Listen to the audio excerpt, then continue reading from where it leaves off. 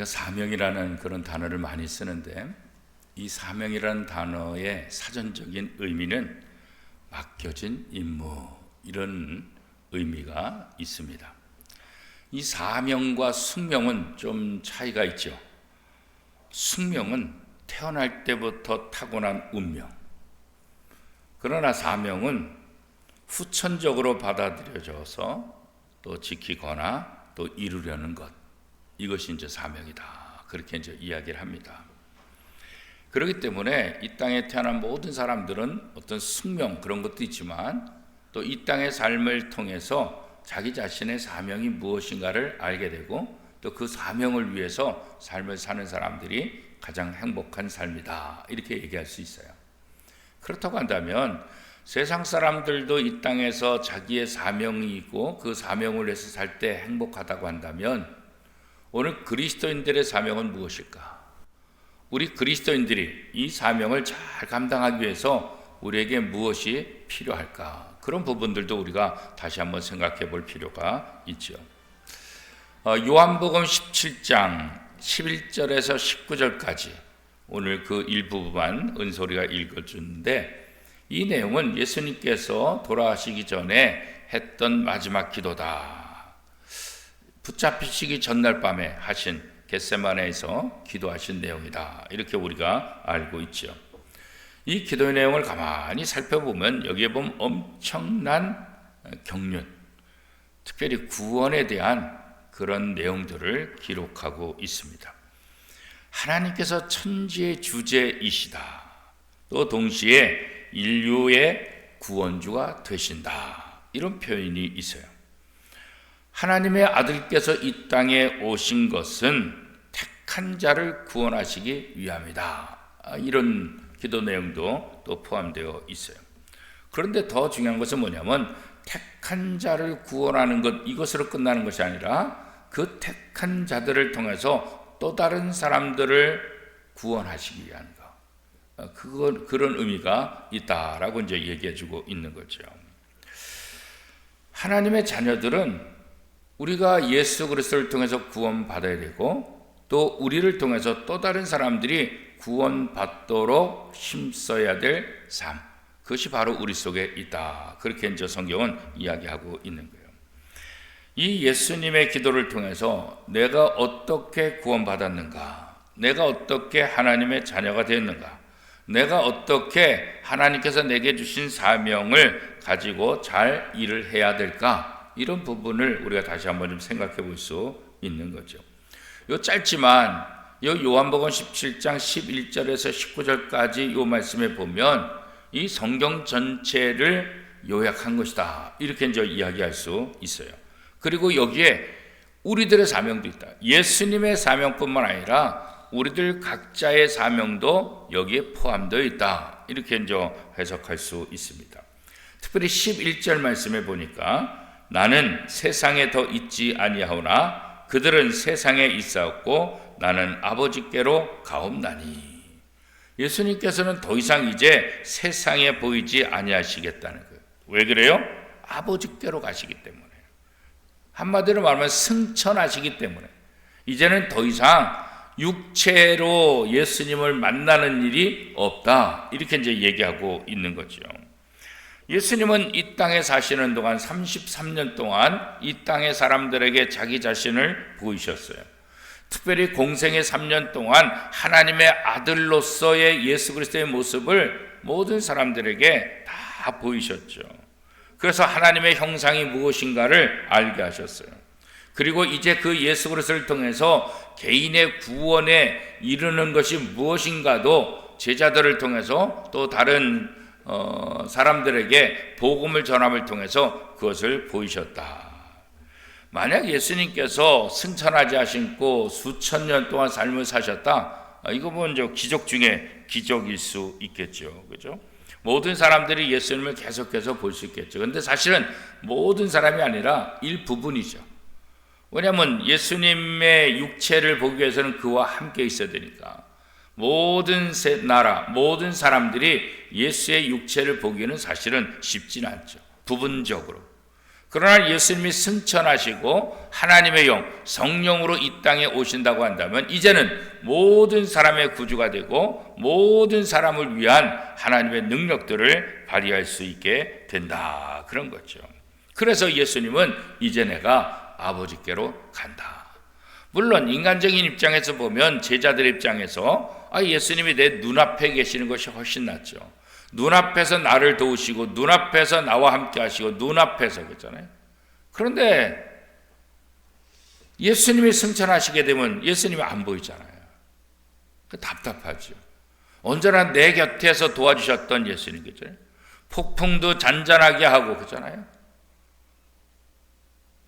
물고기 2마리 보리떡 5개로 수천 명을 먹이시는 분, 질병도 낫게 하시는 분. 그분이 내 옆에 있으면 얼마나 신나요. 그리고 내 부족한 것들을 채워주시는 분 그잖아요. 근데 그분이 안 보이시면 어떻게 돼요? 이게 답답해질 수 있게 되는 거죠. 그렇죠? 인간의 입장에서는. 그러나 예수님의 입장에서는 이제는 어떤 12제자와 또 이스라엘의 어떤 특정한 부류만을 위해서가 아니라 모든 사람들에게 구주가 되기 위해서 모든 사람들을 살리는 생명의 영이 되기 위해서 바로 성령 하나님의 영으로 이 땅에 다시 오신다 그런 거죠. 사실 이 땅에서 예수님보다 더 큰 선물 없잖아요. 예수님은 우리의 구원자로 이 땅에 오셨잖아요. 우리의 생명을 살리시는 분이잖아요. 예수님은 이 땅에 선물로 오셨어요. 선물로 오신 예수님을 우리가 영접할 때 우리에게 가장 좋은 일들이 일어나는 거죠. 우리가 좋은 선물을 받을 때 참 기쁘잖아요. 그죠? 예수님은 하나님께서 이 땅에 우리에게 주신 가장 좋은 선물이다. 우리가 이 선물의 가치를 알고 이 선물을 잘 활용하게 되면 우리의 삶은 날마다 행복하고 날마다 기쁨이 될 수 있는 거예요. 그죠? 특별히 어떤 부분에 있어서 가장 좋은 선물일까요? 우리 인간의 죄, 우리 인간의 악, 이 문제를 해결하는 가장 좋은 선물이다. 예수님이 죄와 악을 없애기 위해서 이 땅에 오셨고 이 땅에서 33년 동안 사시면서 특별히 공생의 기간을 통해서 결국 십자가에 못 박혀 돌아가심으로 우리의 모든 죄, 우리의 모든 악을 다 마감하겠다. 종결시켰다. 그렇잖아요. 그리고 우리가 받을 모든 저주를 예수님이 다 받으셨잖아요. 그렇죠? 그리고 또 다른 선물을 보내주시기 위해서 이제는 하나님 아버지께로 가야 된다 이렇게 말하잖아요. 자, 요한복음 17장 15절 말씀에 보면 내가 비옵는 것은 그들을 세상에서 데려가시기를 위함이 아니요 다만 악에 빠지지 않게 보전하시기를 위함이라. 자, 예수님의 이 기도가 무슨 의미가 있을까요? 하나님의 나라, 모든 사람이 가고 싶은 것이죠. 하나님의 나라가 얼마나 좋은지 성경은 예언하고 있잖아요. 그렇죠? 그런데 내가 예수 믿으면서 당장 이 하나님의 나라에 가고 싶으냐? 그렇게 얘기하면 글쎄요, 좀 이 땅에서 좀 더 살고요. 천국이 좋은 건 알아요. 천국에 가야 된다는 건 알아요. 그렇게 좋으면 지금 천국에 가지. 그러면 조금 더 살고요. 이 땅에서 내가 살 만큼 살고 그 다음에 그 좋은 곳 갈게요. 이런 생각들을 하게 되는 거죠. 물론 그런 의미에서 말씀하시는 거냐? 그렇진 않죠. 하나님은 모든 예수 그리스도를 믿는 사람들을 하나님께로 인도해요. 그런데 우리가 잘 아는 대로 예수 그리스도를 믿는 즉시 하나님의 나라로 데려가냐? 그렇지 않다는 거예요. 왜 이런 일이 일어날까요? 그것은 예수 그리스도를 구주로 믿는 사람들이 이 땅에 살면서 해야 될 일들이 있다는 거예요. 그것을 우리는 사명이다 이렇게 얘기하는 거죠. 거기에 하나님의 뜻이 담겨져 있는 거예요. 그리스도인들 각자 예수님이 이 땅에 오신 사명이 있는 것처럼 그리스도인들 한 사람 한 사람도 이 땅에서 구원받고 살아야 되는 사명을 위해서 살아야 되는 그 이유가 있다는 거겠죠. 그래서 하나님은 우리들의 생이 이 육신의 생명이 마칠 때까지 우리들 각자가 해야 될 그 사명을 우리에게 부여해 주시는 거예요.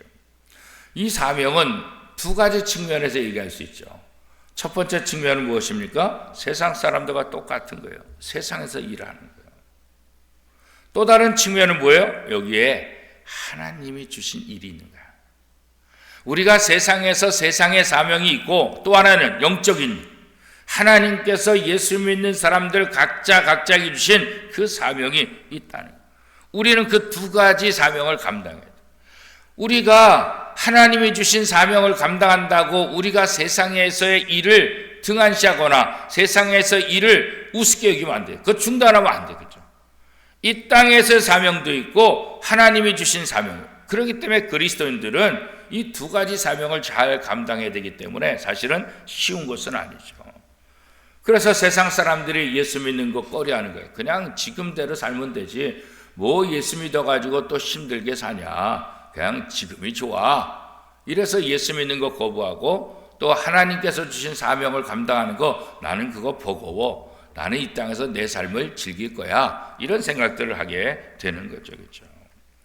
하지만 하나님께서 그리스도인들에게 사명을 주시고 힘들게 하실까? 그렇잖아요. 그 사명을 감당할 수 있도록 힘을 주세요. 능력을 주세요. 하나님께서 도와주세요. 하나님께서 모세를 택하시고 또 여호수아를 택하실 때 그냥 모세에게 여호수아에게 알아서 해라 이렇게 하지 않았어요. 그렇죠? 할 수 있도록 도와주셨어요. 할 수 있도록 힘을 주셨어요. 할 수 있도록 지혜를 베풀어 주신 거예요. 오늘날도 마찬가지예요. 하나님께서 우리에게 주신 사명이 너무나 버거워서 난 못해요. 그렇게 말하지 않도록 우리에게 힘을 주시고 우리에게 지혜를 주시고 우리에게 능력을 주셔서 능히 감당할 수 있도록 하나님께서 우리를 도우신다. 그 도우심의 가장 중요한 증거가 무엇입니까? 바로 성령. 하나님의 영을 우리에게 보내주시겠다는 거예요. 그 성령의 도움을 받으라는 거예요.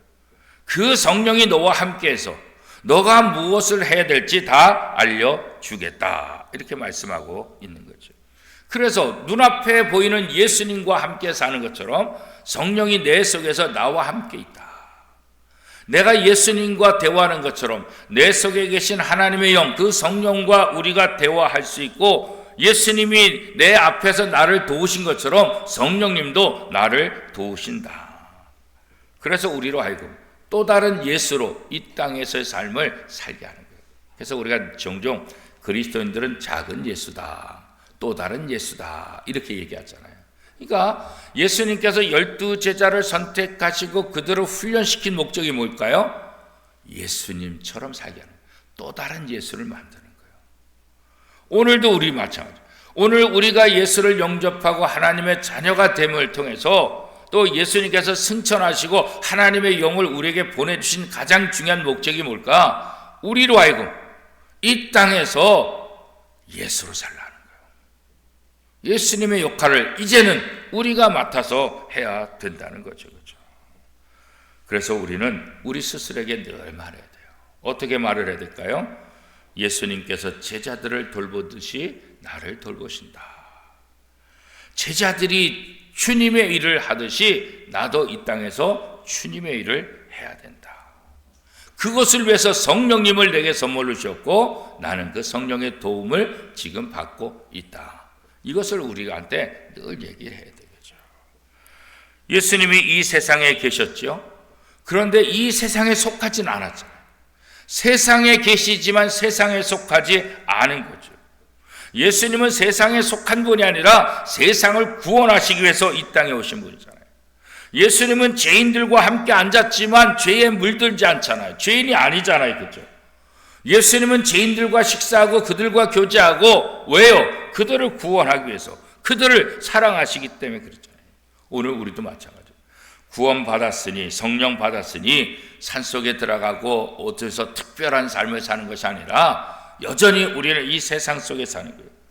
예수님이 제자들이 그러한 삶을 사는 것처럼 우리도 이 세상 속에서 사는 거예요. 그러나 세상에 속하지 않는 거예요. 세상에 속하지 않는다는 것은 무엇을 의미할까요? 세상 방식대로 살지 않는 거예요. 세상의 그 악의 지배를 받지 않는 거예요. 우리는 하나님의 영, 성령의 지배를 받는 사람들의 거죠.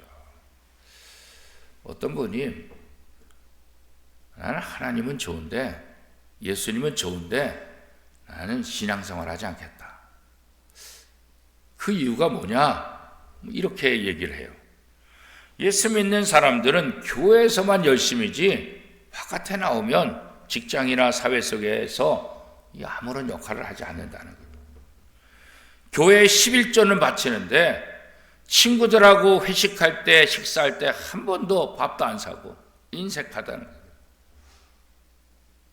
그런 이기적인 삶이 될까봐 나는 교회 다니지 않습니다. 왜 이런 일들이 나올까요?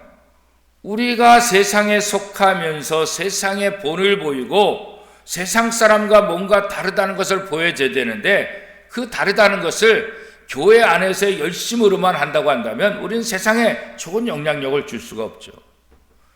교회가 자기들끼리 모이면 안 되잖아요. 또 교회 안에서도 자기가 원하는 사람들끼리 모이는 것, 그거는 성도의 온전한 교제가 아니에요. 그죠? 그거는 세상과 똑같이 되는 거예요. 자기가 원하는 사람, 자기한테 도움이 되는 사람끼리 모인다고 한다면 그게 무슨 교회겠어요. 그죠? 교회에서 다양한 이름으로 자기끼리만 모인다고 한다면 하나님이 기뻐하는 모임이 아니에요. 교회에서 열심을 내는 것이 아니라 그것은 뭐예요? 오히려 교회를 분열시키는 거예요. 교회에 속한 사람으로서 교회에 유익이 돼야 되는데 자기의 기쁨을 위해서, 자기의 이익을 위해서 교회를 분열시키는 그런 일들 아니에요. 이것들이 세상 사람들에게 그대로 비춰지는 거예요. 그래서 예수 믿는 사람들은 굉장히 이기적이다. 예수 믿는 사람들은 자기만을 위해 생각한다. 우리한테는 전혀 희생하지 않고 우리한테는 전혀 도움이 되지 않는다. 그러니 교회 다니면 뭐하냐. 나도 저렇게 이기적인 사람이 될까봐 난 교회 안 다닌다. 우리가 왜 열심히 교회를 다녀야 됩니까? 우리가 왜 열심히 신앙생활 합니까? 세상을 구원하기 위함이잖아요. 우리가 구원받은 사람들끼리 잘 살기 위한 것 아니잖아요. 세상에 본을 보이고 세상에 좋은 영향력을 끼쳐서 그들로 하여금 내 삶을 통해서 하나님께로 나오고 하나님의 자녀가 되게 하는 것, 이것이 바로 성도들의 가장 중요한 목적 아니겠습니까? 그죠? 세상에서 우리가 삶을 사는 것. 어떤 분은 예전에 제가 목회하던 교회 한 분이 그러시더라고요. 교회 다니는 사람들은 믿지 않는 사람과 어울리면 안 돼. 그래서 왜요? 그랬더니 믿지 않는 사람들하고 어울리면 안 좋은 습관들, 안 좋은 일들이 많으니까 믿지 않는 사람과는 절대로 어울리지 말고 믿는 사람끼리만 어울려야 된다. 그래서 자기 부인 권사님이신데 믿지 않는 사람하고 이렇게 만나는 거를 금했어요. 어떻게 보면 일리가 있죠. 믿지 않는 사람과 자꾸 모이게 되면 안 좋은 모습을 이렇게 닮아갈 수 있고 하나님 보시기에 안 좋은 일을 행할 수 있으니까 금하는 것. 그 의미는 알겠어요. 그러나 성경은 그렇게 말하고 있지 않아요. 그죠?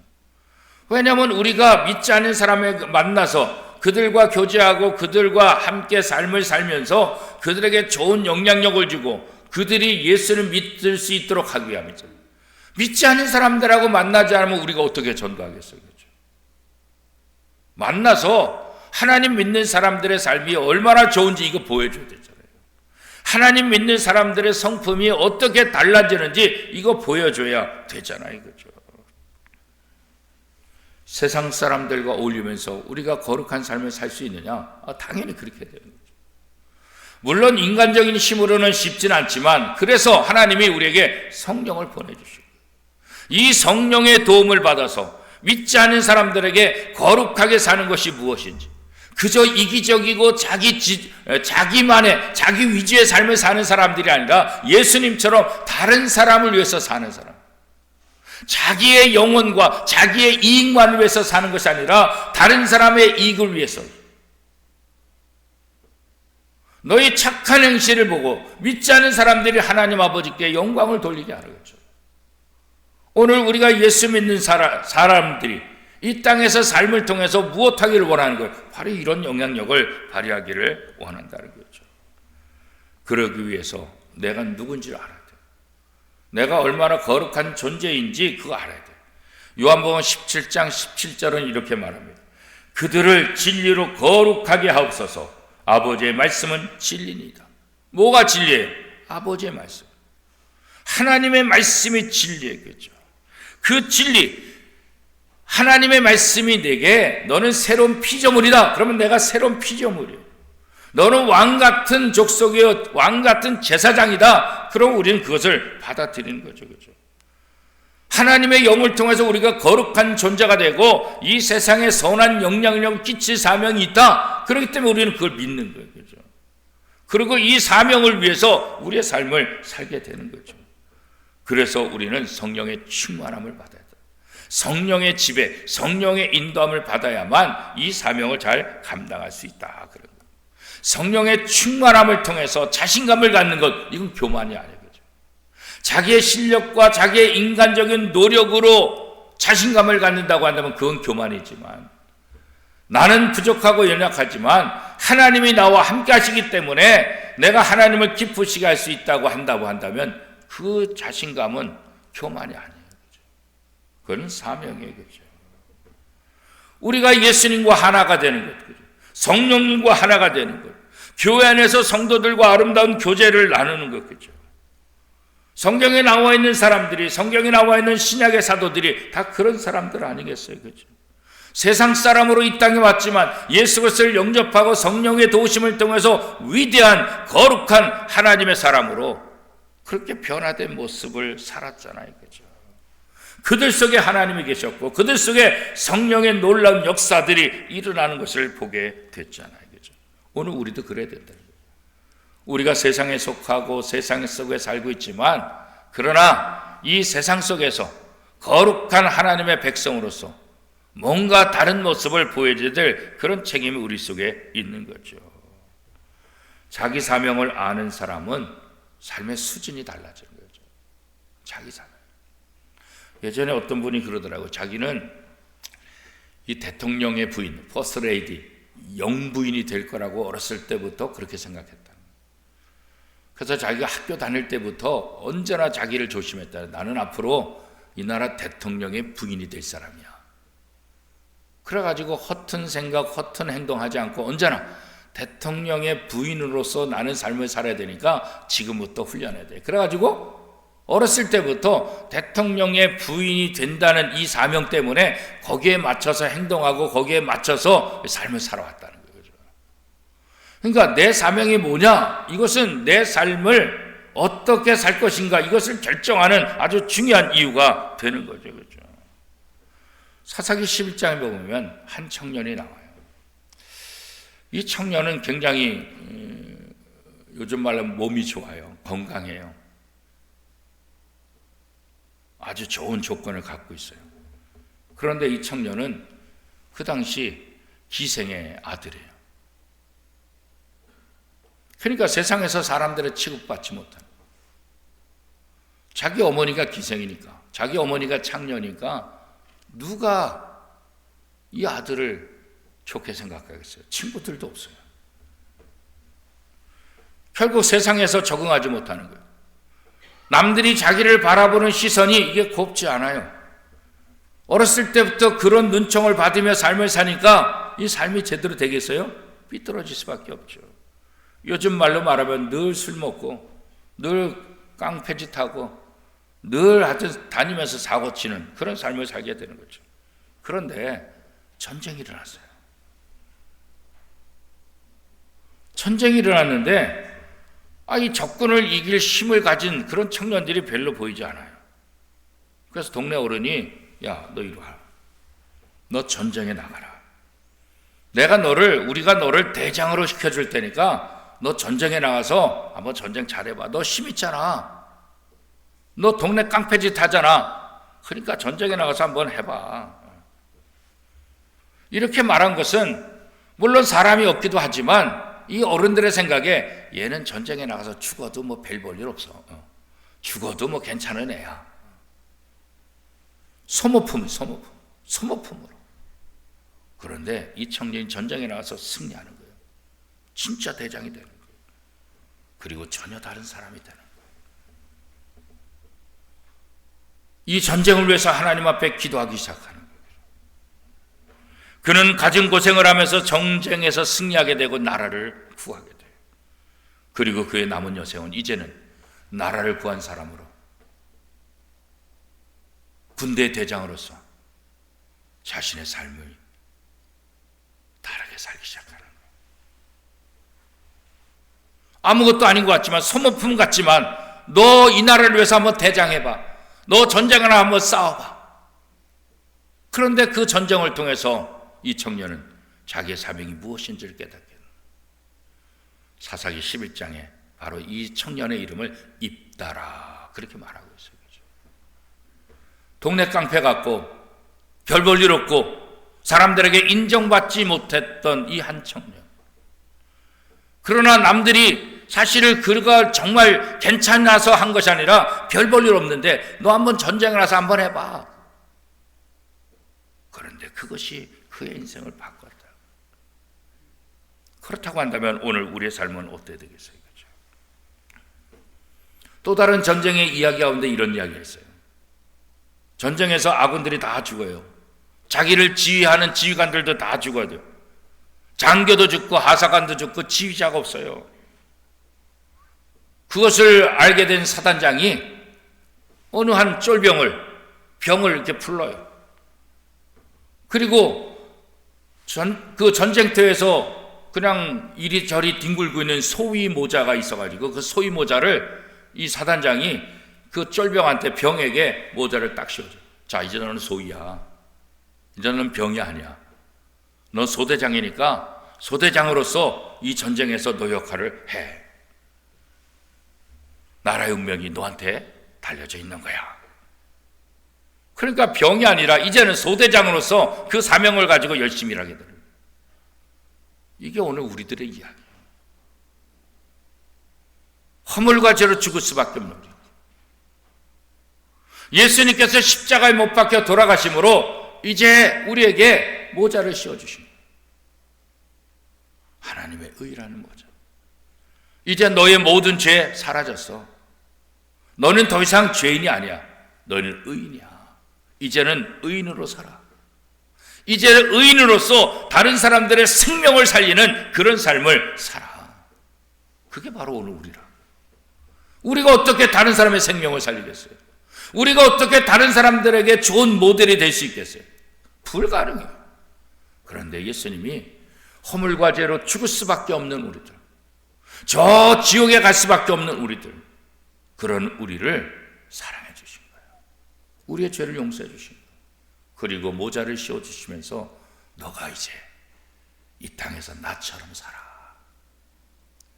너를 통해서 내 모습이 이 땅에서 비춰지도록 해. 너는 이제 하늘나라 지휘관이야. 너는 이 땅에서 하나님의 나라를 선포할 책임이 있어. 너는 너의 영혼뿐만 아니라 너의 가족과 이웃과 주변 사람들의 영혼을 살리는 그 책임이 너에게 있어. 오늘 우리가 그런 삶을 사는 거예요. 그렇죠?